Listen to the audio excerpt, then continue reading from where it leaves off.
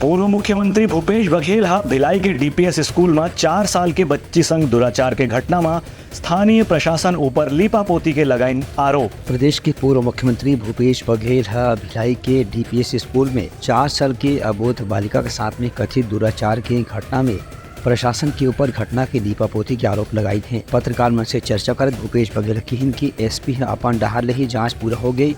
ऐसे लोगों ने कहा तीसरे मामला ला दबाए की कोशिश कर रही थी, जबकि ये मामला में पॉक्सो कानून के तहत एफआईआर सबसे पहले दर्ज होना चाहिए, उसके बाद जांच करे जाते। मेडिकल रिपोर्ट में भी ये लड़की के साथ में दुराचार की घटना के आरोप पुष्ट हो है। एक बाद भी राज्य सरकार डहार ले जौन अभी स्थिति रखे जाते ओखर से ऐसे लगा थे कि राज्य सरकार के लोगन मन आरोपी न बचाए के प्रयास करे थे। इसमें जो आवेदक है वो आवेदन करे या न करे, यदि पुलिस अधीक्षक के संज्ञान में बात आ गई तो सो मोटो उसको एफआईआर लेना था, और बिना एफआईआर के जांच कैसे हो गई।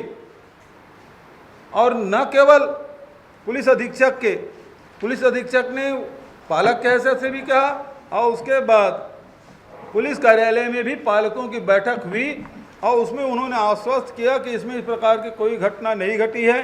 जो मीडिया में दुष्प्रचार किए हैं, चाहे इलेक्ट्रॉनिक मीडिया हो, जो प्रिंट मीडिया, उसके खिलाफ कार्रवाई करेंगे।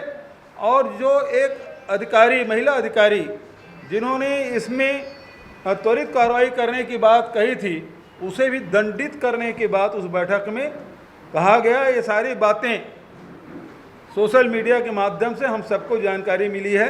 भूपेश बघेल आरोप लगाए थे कि राज्य सरकार ने मामला में बालिका के स्वास्थ्य होकर भविष्य देखत आरोपी कड़ा से कड़ा सजा दिवाए के प्रयास करना चाहिए। Bureau report, Uttarakhand news.